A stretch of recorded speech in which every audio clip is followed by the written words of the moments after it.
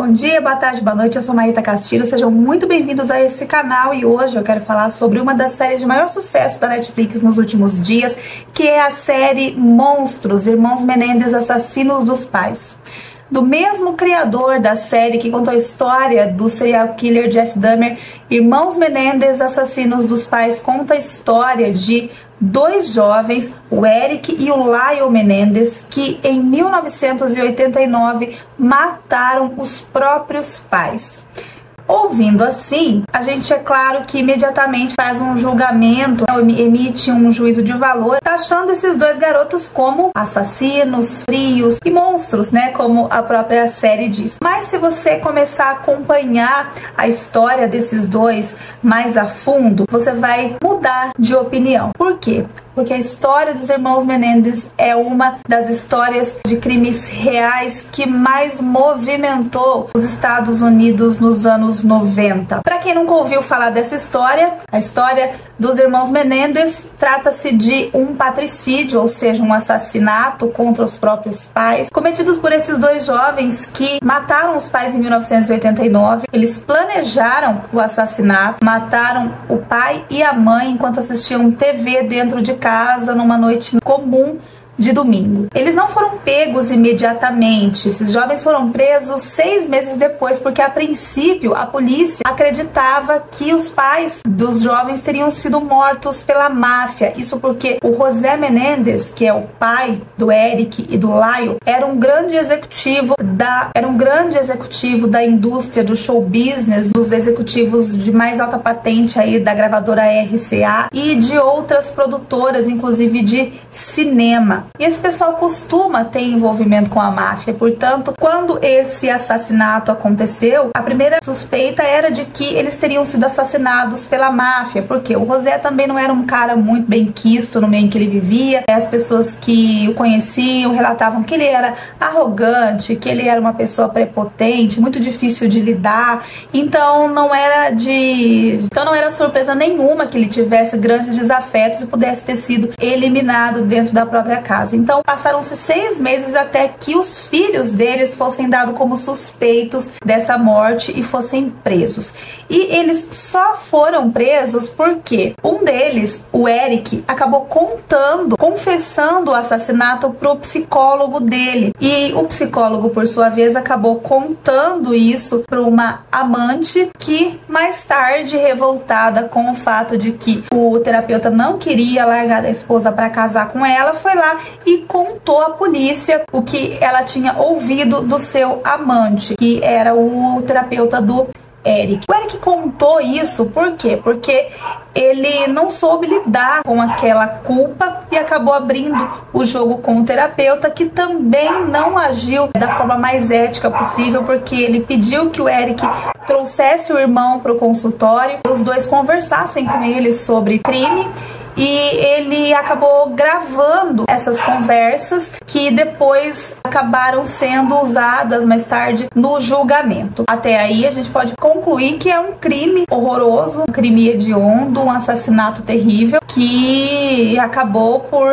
ter os seus autores presos justamente. Porém, tudo muda quando o caso é assumido por uma advogada que era muito conhecida, chamada Leslie. E essa advogada acabou extraindo dos garotos o real motivo do assassinato, que foi um abuso sexual cometido pelo pai e que era de consentimento da mãe. Então, ao longo da preparação para o julgamento, que aconteceu 3 anos depois da prisão, porque o crime acontece em 1989, os garotos são presos em 1990, quando o Eric tinha 18 anos e o Lyle 21. Então, eles passaram 3 anos na cadeia até que houvesse o primeiro julgamento, que aconteceu em 1993. E durante a preparação para o julgamento, a advogada resolveu usar uma tese para defesa, alegando que esses garotos tinham sido abusados pelos pais, mais precisamente pelo pai, né, pelo José, e tinha o consentimento da mãe, porque segundo eles tinham contado para a mãe, tinham pedido ajuda para a mãe, que acabou ficando do lado do pai. E se você vê o julgamento que está disponível no YouTube, os detalhes são horríveis, é uma coisa muito pesada de se ouvir, e eles contam isso de uma maneira muito emocionada, que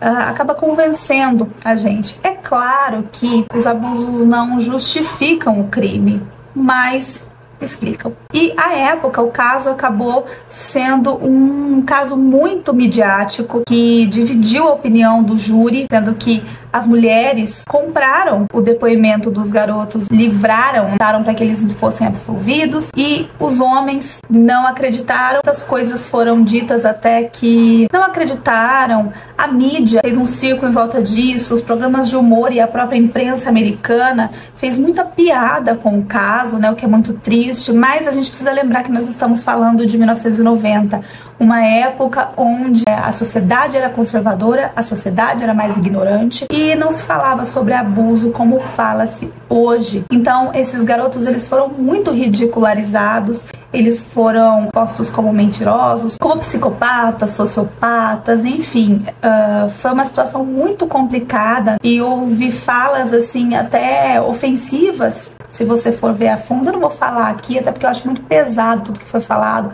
né, a época do julgamento, mas enfim, a questão é que o caso dividiu opiniões, tanto da população quanto do próprio júri, que acabou empatando na hora de decidir se eles seriam absolvidos ou não. O caso foi transmitido, foi televisionado, a mídia fez um circo em volta e tal, e aí o primeiro julgamento acabou terminando empatado e ele foi adiado para 1996. Dessa vez o segundo julgamento acabou sendo um pouco mais fechado, né? Não foi permitido que a mídia acompanhasse tão de perto, o julgamento não foi televisionado e não foi permitido que usasse a justificativa dos abusos para discutir o futuro desse julgamento. Então ficou decidido que eles seriam condenados e ficou de decidir se eles teriam a pena capital, né, a pena de morte, ou prisão perpétua. No fim, como a questão do abuso não pôde ser explorada nesse segundo julgamento, eles não puderam depor, como no primeiro não foi tão explorada essa questão, o júri acabou optando por condená-los à prisão perpétua sem direito de liberdade condicional. Então eles estão presos desde 1990. Assim que eles foram condenados definitivamente, eles foram separados, colocados em prisões separadas, ficaram 22 anos sem se ver, separados um do outro, e em 2018 eles voltaram a dividir a mesma penitenciária, porém em blocos diferentes, né, sem ter tanto contato, mas eles são mais próximos agora, eles se veem esporadicamente. É um caso, gente, muito denso, muito complexo e que existe aí uma grande discussão, especialmente nos últimos anos, quando surgiu um movimento no TikTok pedindo a revisão do caso. Isso porque recentemente surgiram novas provas que dão a chance de que o caso seja reaberto e eles sejam julgados novamente. Quais são essas provas? Uma carta que foi enviada pelo Eric poucos meses antes do crime para um primo, onde ele relatava os abusos, que surgiu recentemente, veio a público por meio de uma tia, né? A mãe desse primo, para que o Eric enviou a carta, ele morreu, e a mãe acabou tomando conhecimento da carta e trouxe essa carta a público, então isso pode entrar como prova, né? Algo que não entrou à época do julgamento. E uma outra questão muito importante foi o depoimento de um ex-menudo, Roy, que disse que foi abusado pelo José Menéndez. Isso porque, como eu disse anteriormente, o José, ele era um alto executivo do show business, da RCA. Ele foi um dos produtores dos menudos, né, responsáveis pelo sucesso do grupo na época, e tinha esse contato direto com os garotos e acabou abusando então do Roy, né? Isso segundo as palavras dele. Existe até um documentário aí que se chama Menudos mais Menéndez, que ele conta com mais detalhes esses abusos, tudo isso que aconteceu. Então isso pode ser usado como prova, e essa semana finalmente a justiça americana informou que o caso será sim reaberto e eles podem ser julgados novamente. Ainda não existe uma data, é claro, mas houve essa informação aí de que o caso será reaberto e eles podem aí talvez ser julgados e, por que não, postos em liberdade, que eles estão aí há 35 anos presos. Então essa é a história real do caso. Por que eu tô contando a história toda antes? Para contextualizar a série que foi lançada então recentemente na Netflix. A série é uma série documental de 9 capítulos onde explora muito bem toda essa história. Os atores que interpretam família, né, tanto os dois irmãos quanto os pais, estão impecáveis. É muito interessante de ver a atuação, a produção da série, é tudo muito legal. A reprodução do ambiente, né, da moda e de tudo que diz respeito aos anos 90, então é muito legal, assim, a série tá muito bem feita, eu acho muito bem escrita, bem representada, a edição, fotografia, tudo perfeito, gente. É uma série que te prende, você maratona assim tranquilamente. São episódios de 57 minutos, 1 hora, mas assim, você não quer parar de assistir enquanto não chegar no final. Trilha sonora também é um caso à parte, que é perfeita, maravilhosa, mas eu aconselho quem ainda não assistiu pesquisar um pouco sobre a série. Eu fiz aqui um apanhado, um resumo, mas eu te aconselho, se você ainda não assistiu a série, a procurar mais informações sobre o crime, sobre a história real, sobre os irmãos Menendez, assistir o julgamento. É claro que assim, é impossível assistir em pouco tempo, né? Você precisa de um bom tempo livre se você quiser assistir o julgamento completo, porque cada depoimento aí tem 4, 3, 5 horas, assim, mas tudo está no YouTube e é muito interessante, mas tem os cortes também, enfim. Procure saber um pouco mais da história real, para que você não seja contaminado pela série, porque a série ela não se atém totalmente à realidade, tá? A série ela retrata os garotos com uma personalidade um pouco mais arrogante, talvez, um pouco mais ambígua, né? Que faz a gente ora pender pro lado deles, ora pender pro lado dos pais, ora não saber o que pensar, e ela te deixa ainda até o final com essa dúvida. Que você precisa também emitir um juízo de valor, se você não quiser só saber, só apreciar a série, também tá valendo, mas ainda assim eu acho que vale saber um pouco mais da história real, até para você discernir o que é real e o que é licença poética dentro da série, tá bom? Então, gasta um pouquinho mais de tempo nisso, tá? Porém, a série é fantástica, vale muito a pena assistir.